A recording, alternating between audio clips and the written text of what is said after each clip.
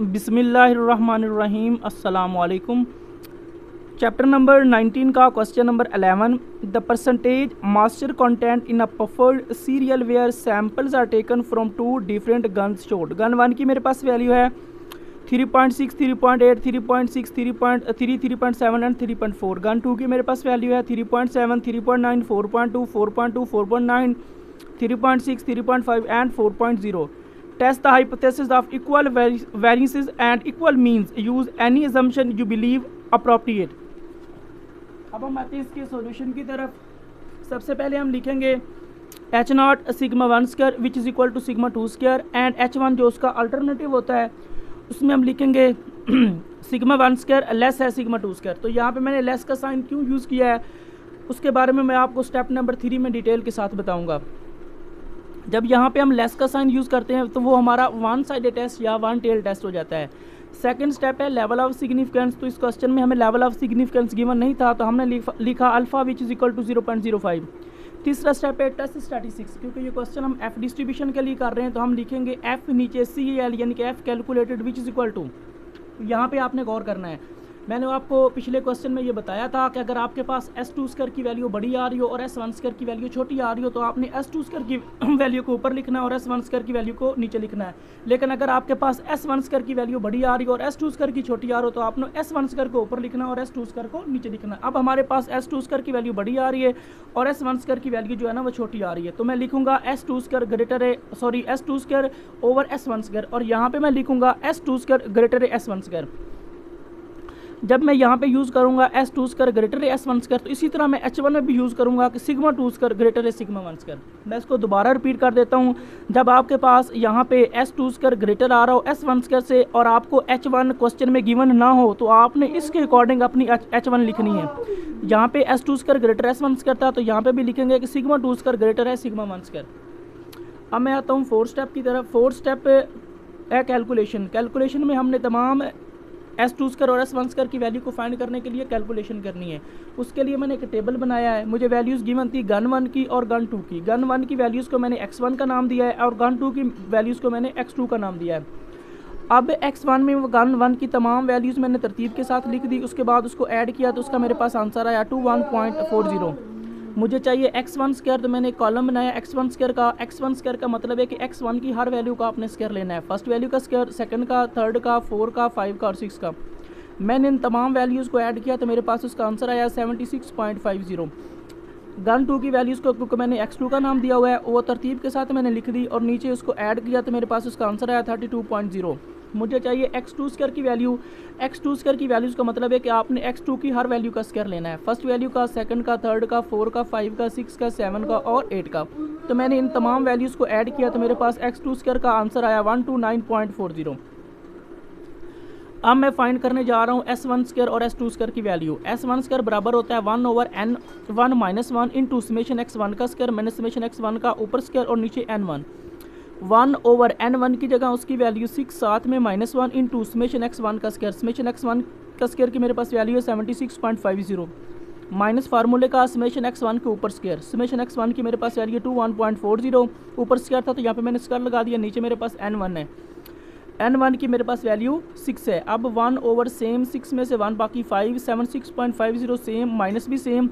आपने 21.40 का स्क्वायर लेना तो आंसर आएगा 457.96। नीचे मेरे पास 6 1/5 सेम 76.50 भी सेम। ये वाला माइनस भी यहाँ पे सेम। आपने 457.96 को डिवाइड करना है 6 के ऊपर तो आपके पास आंसर आएगा 76.33। अब 1/5 सेम तो आपने 76.50 में से माइनस करना है 76.33 को तो आपके पास आंसर आएगा 0.17। 0.17 को 1 से मल्टीप्लाई करेंगे तो वो 0.17 बन जाएगा। नीचे मेरे पास 5 है। 0.17 को डिवाइड करें 5 के ऊपर तो आंसर आएगा 0.034। अब हम फाइंड करने जा रहे हैं S2 स्क्वायर की वैल्यू। S2 स्क्वायर बराबर होता है 1/n2 minus 1 into summation x2 का स्क्वायर माइनस समेशन x का 2 इसके ऊपर स्क्वायर नीचे n2। अब 1/n2 की जगह उसकी वैल्यू जो मेरे पास है 8 और साथ में -1 summation x2 square. Summation x2 square की मेरे पास वैल्यू है 129.40 साथ में माइनस फिर समेशन x2 इसके ऊपर स्क्वायर। समेशन x2 की मेरे पास वैल्यू है 32 इसके ऊपर स्क्वायर था तो यहाँ पे मैंने स्क्वायर लगा दिया। नीचे मेरे पास n2 की मेरे पास वैल्यू 8 है। अब 1/8 में से 1 बाकी 7, 129.40 माइनस 32 का स्क्वायर, तो मेरे पास उसका आंसर आया 1024 नीचे 8। अब 1/7 सेम, 129.40 भी सेम, फिर ये वाला माइनस का साइन भी सेम, तो इस वैल्यू को अपने इस वैल्यू के ऊपर डिवाइड करना है, तो आंसर आएगा 128.00 यानी कि 128। अब 1/7 सेम, तो आपने 129.40 में से माइनस करना है 128 को, तो आपके पास आंसर आएगा 1.40। 1.40 को 1 से मल्टीप्लाई करेंगे तो आंसर बन जाएगा 1.40। नीचे मेरे पास 7 है, 1.40 को डिवाइड करें 7 के ऊपर, तो आंसर आएगा 0.20। एक बात मैंने आपको बतानी थी वो नहीं बता सका, उसके बारे में बताने लगा हूँ। ये जो x1 की वैल्यूज़ है ये जितनी भी बन रही है आपका n1 बनता है, यानी कि x1 की मेरे पास वैल्यू 6 है तो आपका n1 6 है। इसी तरह आपकी x2 की जो वैल्यू 8 है, इसी वजह से आपका जो n2 है वो 8 है। अब मैं आता हूँ नेक्स्ट स्टेप की तरफ, f कैलकुलेटेड ये वाला which is equal to s2 square over s1 square. इसमें वैल्यूज़ पुट करने जा रहा हूँ। s2 स्क्वायर की मेरे पास वैल्यू है 0.20, s1 स्क्वायर की मेरे पास वैल्यू है 0.034। 0.20 को अगर हम डिवाइड करेंगे 0.034 के ऊपर, तो आपके पास आंसर आएगा 5.88। अब 5 स्टेप है क्रिटिकल रीजन, तो क्रिटिकल रीजन आपने डायरेक्ट नहीं लेनी, इसके लिए बुक के ऊपर एक स्ट्रक्चर गिवन है, तो आपने उसके अकॉर्डिंग अपनी क्रिटिकल रीजन लेनी है। अब हम आते हैं बुक की तरफ। पहले आपने h1 को गौर से देख लेना है कि आपका सिग्मा 1 स्क्वायर लेस बन रहा है सिग्मा 2 स्क्वायर से।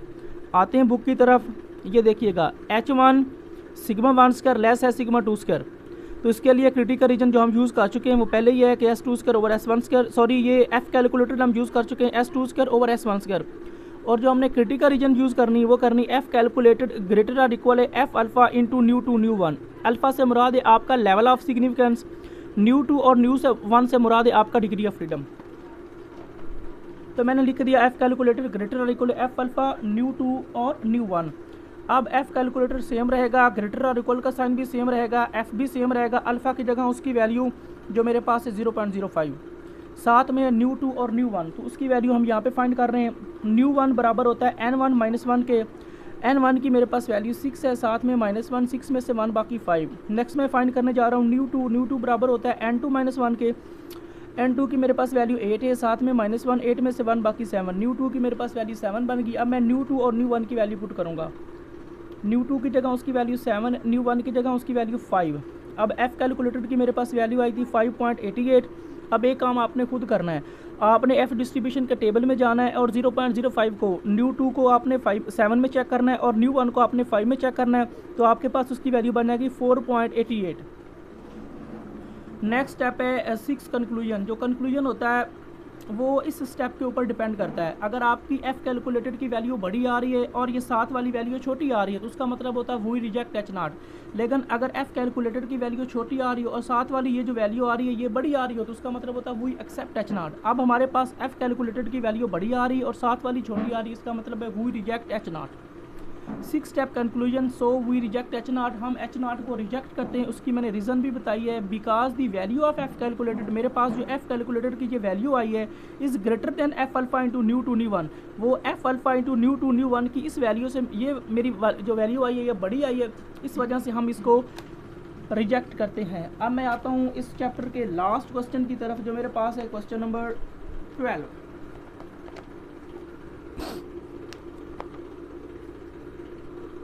इसमें क्वेश्चन नंबर 12 में हमें गिवन है 2 methods of determining moisture content of samples of canned corn have been proposed and both have been used to make determinations on proportions taken from each of 21 cans. Method 1 is easier to apply but appears to be more variable than method 2. If the variability of the method 1 were not more than 25% greater than that of the method second, we would prefer method 1. Based on the following sample result, which method would you recommended?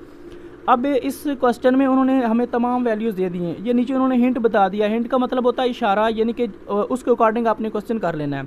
उसमें उन्होंने कहा है कि h not आपने लेना है sigma 1 square which is equal to 1.25 sigma 2 square against the alternative जो आपने इसका h1 लेना है वो लेना है सिग्मा 1 स्क्वायर ग्रेटर है 1.25 सिग्मा 2 स्क्वायर। अब मैं आता हूँ इसके सोल्यूशन की तरफ।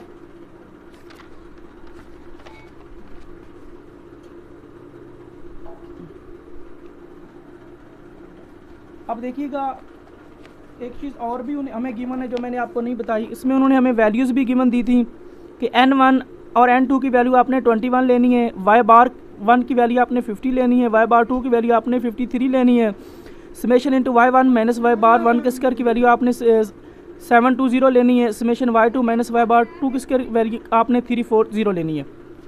तो वैल्यूज जो मुझे गिवन थी वो मैंने ऊपर लिख दी हैं, n1 which is equal to 21, n2 which is equal to 21, Y bar one which is equal to 50, Y bar two which is equal to 53, summation into Y one minus Y bar का square which is equal to 720, summation into Y two minus Y bar का square which is equal to 340। अब first step हमें book के ऊपर उन्होंने hint के तौर पे दिया था कि आपने यूज़ करना है H0 sigma one square which is equal to 1.25 sigma two square, and H1 जो H0 का अल्टरनेटिव होता है उसको हमने यूज़ करना है सिग्मा वन स्क्वायर ग्रेटर है 1.25 सिग्मा टू स्क्वायर। जब यहाँ पे ग्रेटर का साइन आएगा या आया कि लेस का साइन आ जाए तो वो आपका वन साइडेड टेस्ट या दूसरा नाम वन टेल टेस्ट होता है। Second step is that level of significance. तो आपको इस क्वेश्चन में लेवल ऑफ सिग्निफिकेंस गिवन नहीं है तो मैंने अपनी मर्जी से लिया है 0.05। तीसरा स्टेप है टेस्ट स्टैटिस्टिक्स। टेस्ट स्टैटिस्टिक्स में हम लिखेंगे एफ नीचे CAL यानी कि F calculated which is equal to S1 square over 1/25 S2 square. तो यहाँ पे मैंने S1 square greater S2 square क्यों लगाया है, क्योंकि मेरे पास S1 स्क्वायर की वैल्यू बड़ी आ रही है जबकि S2 स्क्वायर की जो मेरे पास वैल्यू है वो छोटी आ रही है। तो इस वजह से मैंने S1 स्क्वायर को ऊपर लिखा और S2 स्क्वायर को नीचे लिखा है।